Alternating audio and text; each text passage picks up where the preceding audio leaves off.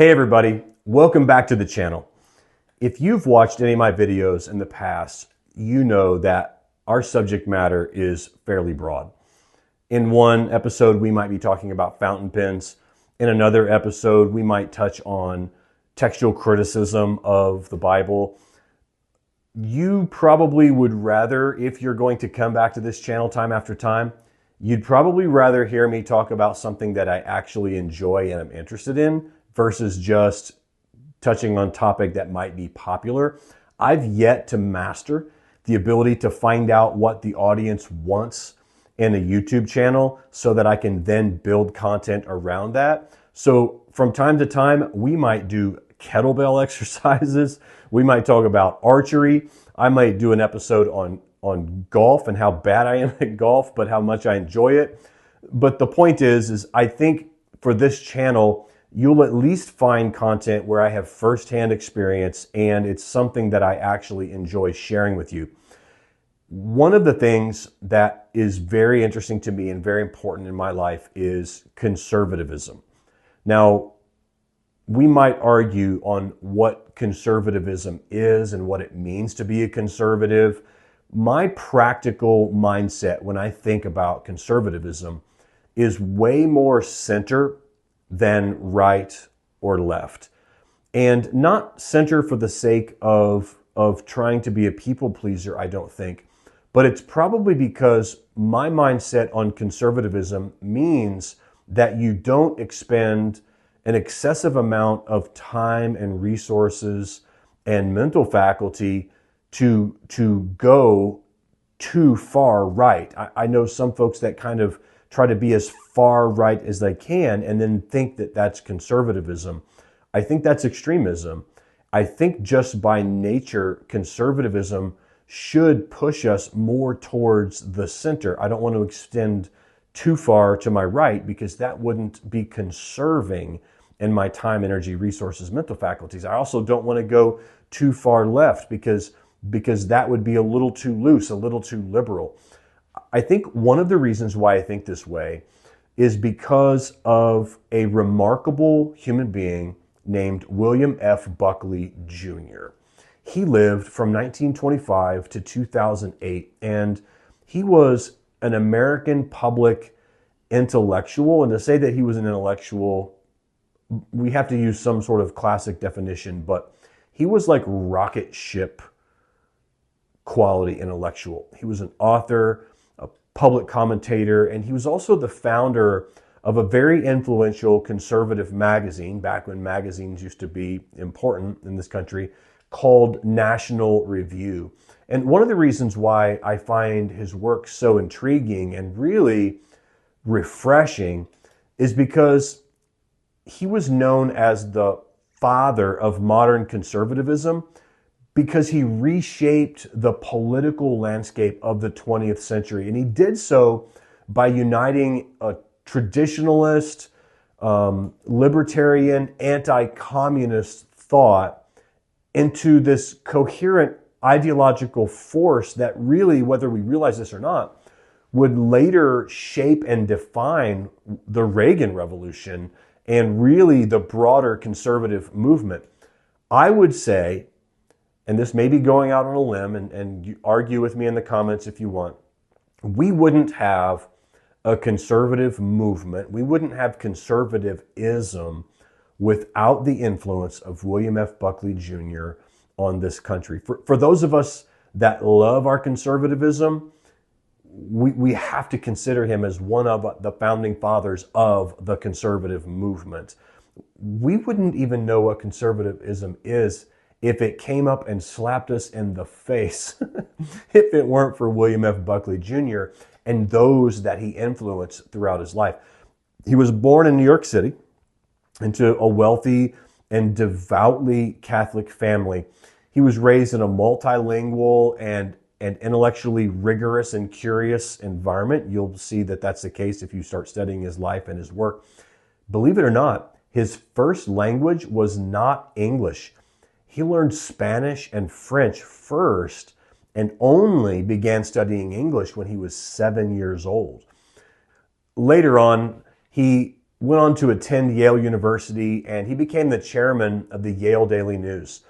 In 1951, he wrote a book called God and Man at Yale, where he sharply criticized the university for promoting secular and collectivist ideologies.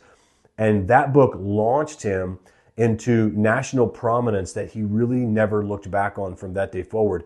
And it signaled his lifelong commitment to conservative policies and principles. In 1955, he founded National Review, which is a publication that became what I would argue is the intellectual backbone of the conservative thought in America. Throughout the pages of that journal/magazine, he provided really an avenue or platform for key conservative voices, and he helped to marginalize extremist elements such as the John Birch Society and others. And by doing so, it just lent more credibility to his thought leadership and the conservative movement. To say that he had a sharp wit and eloquence would be the understatement of the millennium. He had such a command of the English language, and it made him a powerful and formidable force in the debate scene and as a public figure and communicator. He had a syndicated newspaper column called On the Right, and one of my favorite pieces of work that he produced was a television program called The Firing Line. It ran from 1966 to 1999. It brought serious conservative arguments into the mainstream political discourse on a weekly basis. And The Firing Line was the longest running public affairs show with a single host of all time. I believe the show still exists today. Of course, he's not the host. He passed away in 2008. But The Firing Line, we'll talk a little bit more about that in a moment, was an incredible and impactful force in American history. Buckley was a prolific author on top of all the other work that he did. He wrote over 50 books, and everything ranging from political commentary to nonfiction, and even a series of spy novels featuring a CIA agent named Blackford Oaks. I think you might enjoy some of that. As a matter of fact, a friend of mine gave me this book called See You Later, Alligator, and it's a novel that features that character Blackford Oaks. It's a really cool read. It's just a part of history. Though he was a staunch conservative, Buckley was known for his intellectual honesty and occasional independence from political orthodoxy.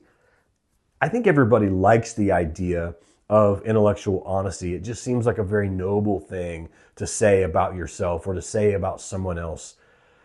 And it's hard for me to cast judgment on someone and say, oh, that person is not intellectually honest. But if you remain in an echo chamber, and if you never give respect to dissenting voices and ideas, then I would argue you probably, maybe if you're not intellectually honest, then you're probably living in fear, and you probably really don't know what you stand on if you're not at least open to hearing other ideas without immediately just trying to think of a comeback or an argument against, thereby protecting your conservatism. And I feel like if you have to work so hard to protect your conservatism, then maybe your conservatism isn't as strong as you think it is. Buckley actually broke sometimes with conservative allies over various issues. Sometimes it was over civil rights. Sometimes it was over the Iraq War. But he extended his influence even beyond politics and beyond culture and beyond media, and helped really pave a way for a new generation of conservative thinkers and commentators. Ultimately, he was the Joe Rogan before there was a Joe Rogan. We'll talk a little bit more about some of the guests that he had on his television show in just a moment. But throughout his life and his work, he left such a significant and profound legacy on American political thought, combining his rigorous intellect and his media savvy, and then his undying commitment to principles that were tied to conservatism. His effect is lasting in ways that we don't even really know. We wouldn't even have the Ben Shapiros of the world today if it weren't for William F. Buckley Jr. we wouldn't have the Jordan Petersons of today, which, no disrespect against these gentlemen, but they can be quite opportunistic. It's a pretty good gig. But we wouldn't even have those types of thought leaders if they weren't inspired and educated and standing on the foundation, the shoulders of giants like William F. Buckley Jr. There was a quote that appeared in Esquire magazine in 1961. He says this: "I should sooner live in a society governed by the first 2,000 names in the Boston telephone directory than in a society governed by the 2,000 faculty members of Harvard University." Now, he was a Yalie, remember? So that little jab is probably two-pronged. Number one, it's probably saying something about the Yale-Harvard rivalry, but it also shows how aligned he was with the philosophy that, American people don't necessarily need the intellectual elites governing them so tightly like oftentimes the far left or even the central left liberal politicians think needs to happen. So his opposition to intellectual elites is actually fascinating because you could make a strong case that he was an intellectual elite, but interestingly, he was a conservative intellectual elite. As a matter of fact, there's a really cool book, if you can get your hands on. It's called The Quotable Conservative. It's basically like a small little conglomeration / encyclopedia of hundreds of conservative leaders throughout the world and throughout history, not just the last couple hundred years in America, but some ancient conservative leaders all the way up through present day. And William F. Buckley Jr. wrote an introduction to that particular book. So if you do like conservative thought, I highly recommend The Quotable Conservative. There's another fascinating book called The Lexicon. And it's very interesting because it's kind of the William F. Buckley Jr. dictionary. It's a couple hundred pages, and it's called A Cornucopia of Wonderful Words for the Inquisitive Word Lover. If you listen to any speeches or read any of Mr. Buckley's work, or if you watch some of the Firing Line episodes, you'll recognize quickly that he has an unbelievable vocabulary. And that little lexicon was compiled of all the words that he had at his disposal and would seemingly just off the cuff, off the top of his head, just insert the perfect words to frame up the right question or the right response or to provide a little extra wit. And again, when you hear him speak, it's been described that he had an old Northeastern elite accent that was seasoned with something akin to a Southern drawl. It's extremely unique, and I think you're going to find it fascinating. There are actually nearly 400 episodes of The Firing Line on YouTube today. And the theme music, it resonates with me so much because my wife and I had this CD that we used to play around the house and even go to sleep to all the time. And it was a classical CD, and it had on the CD this piece from Johann Sebastian Bach, and it was the Brandenburg Concerto No. 2 in F major, and it was the third movement. And for some reason, that song would come on, and it would just resonate with me until I started watching the William F. Buckley Jr. episodes on YouTube, and that is the theme music. And then I pieced it all together. We had The Firing Line on at our house as I was growing up all throughout my childhood, and I really didn't realize why that piece resonated with me so much, and it was because I was remembering that I was remembering. I didn't know where it came from, but for some reason it just brought back just this memory and this just emotional draw to that piece of music. Among all the other wonderful things that William F. Buckley Jr. did, he was also a very accomplished musician, and he loved the harpsichord in particular, and he picked that particular piece to be the theme music, and you'll hear that if you check out some of those episodes. In the list of guests would be included politicians and statesmen, and he would probe and he would ask questions, he would argue, he would debate, he would lock horns with people like Jimmy Carter and Richard Nixon, Henry Kissinger, Gerald Ford, Harry McMillan. These are all names. Ron Paul, George Wallace, Barry Goldwater. These are all names that are famous throughout history, and they were featured on the firing line, and they had to face the music, as it were, and give answer to both William F. Buckley Jr. and sometimes moderators and sometimes a panel of college students that would ask tough questions of the guests of the show. I remember recently I watched one of the episodes where George H.W. Bush was on, and that, of course, is Bush 41, later to become president. At the time that the video was recorded, the episode was recorded, he was the RNC chairman. He was not yet vice president to Ronald Reagan, and it was just after the Watergate conspiracy took place, so Richard Nixon era. And as the RNC chairman, he was saying adamantly that the president at the time, Richard Nixon, would not resign. And as it turned out, he was wrong, and the president resigned. He also said something else that was kind of in an offhanded sort of comment. He said, as he was defending the RNC and the Republican Party, and they're distancing themselves from Watergate, he was talking about how Watergate offended him and he was repulsed by it and it should be exposed and they needed to clean up the mess. And saying that, he said that he was deeply offended and it turned his children away from politics. And I remember during my lifetime when George H.W. Bush was president, remember he said no new taxes. Well, he ended up having to eat his words because he had to raise taxes, and that really is part of what lost him his second term.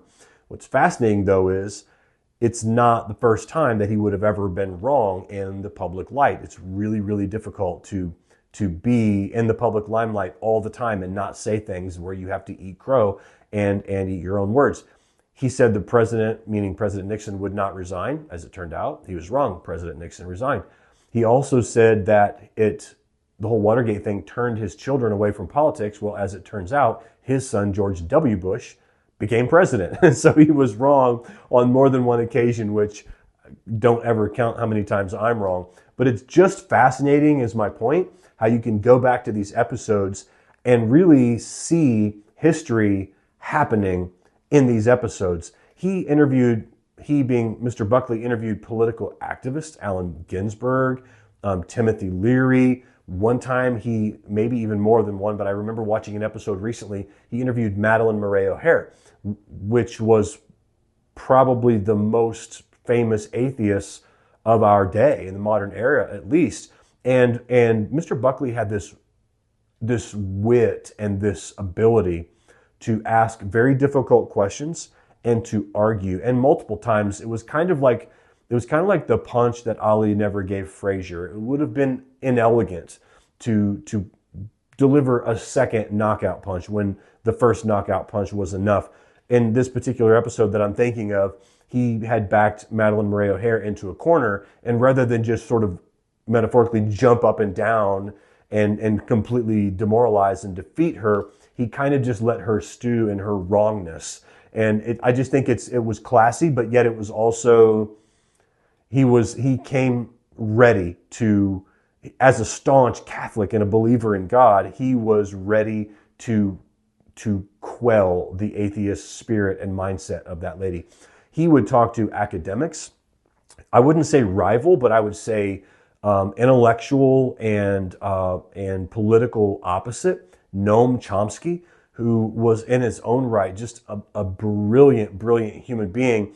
They would lock horns and argue. He would interview other intellectuals like Mortimer J. Adler, who wrote the book How to Read a Book.